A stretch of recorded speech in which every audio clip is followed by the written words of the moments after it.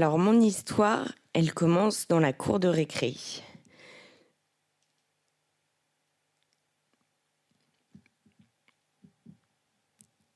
Alors, j'ai passé l'après-midi en atelier et j'ai passé l'après-midi à pleurer. Du coup, vous m'excuserez si je pleure un petit peu tout au long.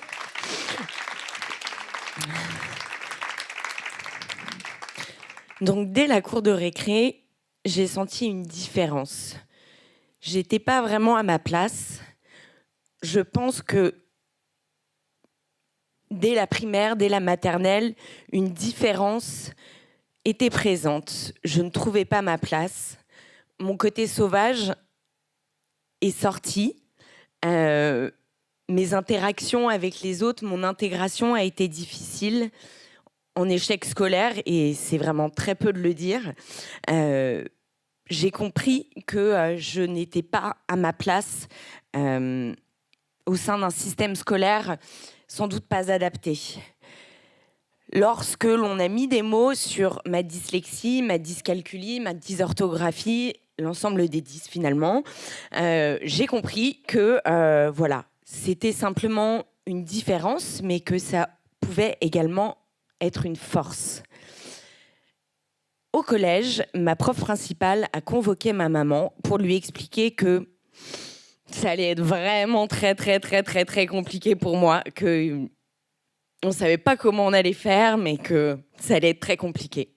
Là, je me suis dit, je ne dirai pas son nom, mais c'est sûrement pas elle qui va décider de qui je vais être. Et là, ce jour-là, je me suis dit, eh ben, il va falloir vraiment transformer tout ça parce que c'est une différence, mais tu es sans doute un petit peu plus forte que ça. Et tu vas utiliser tout ça pour en faire quelque chose.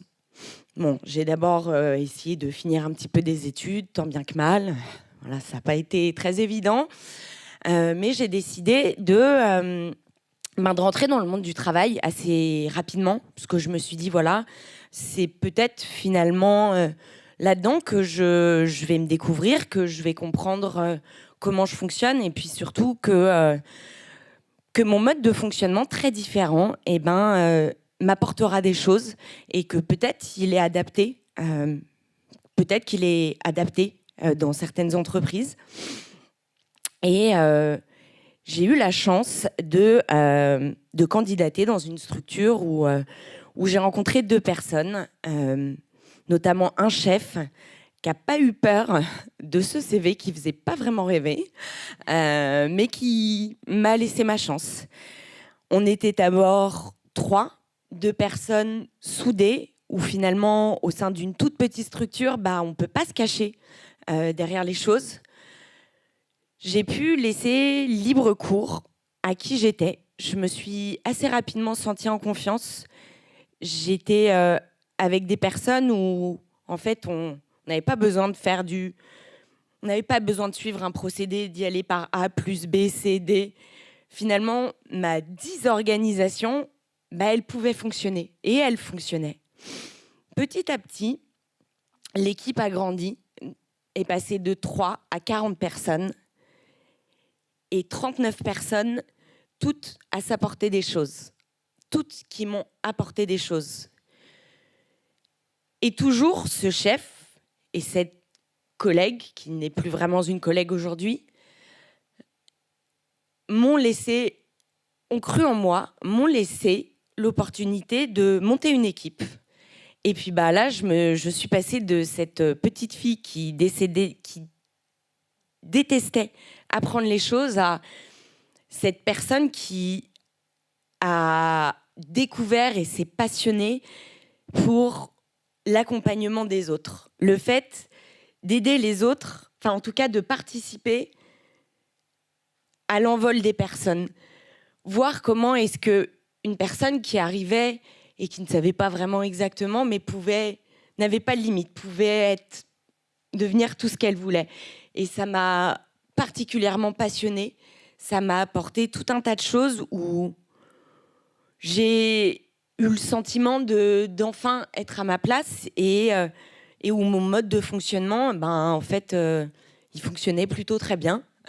Et il fonctionnait aussi avec les autres. Et de sauvage, petit à petit, je me suis quand même un petit peu ouverte. Et voilà, au bout de 6 ans, La décision de partir est arrivée parce que je me suis dit, bon bah voilà, t'avais pas confiance en toi, maintenant t'as confiance en toi. T'avais une étiquette de nul que t'avais laissé les autres te mettre. Et puis bah maintenant que tu l'as enlevé, maintenant que tu te sens bien, et ben finalement, le regard des autres, tu t'en cognes.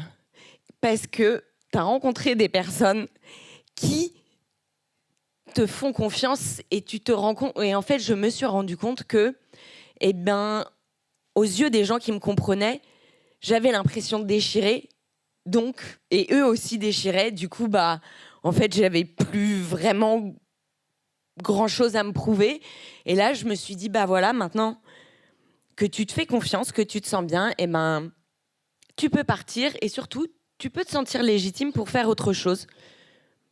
Pour peut-être essayer de penser à ce que tu voulais vraiment depuis le début, puisque jusqu'à présent, tu as surtout pensé au fait que voilà, il fallait essayer de montrer que tu pouvais être quelqu'un.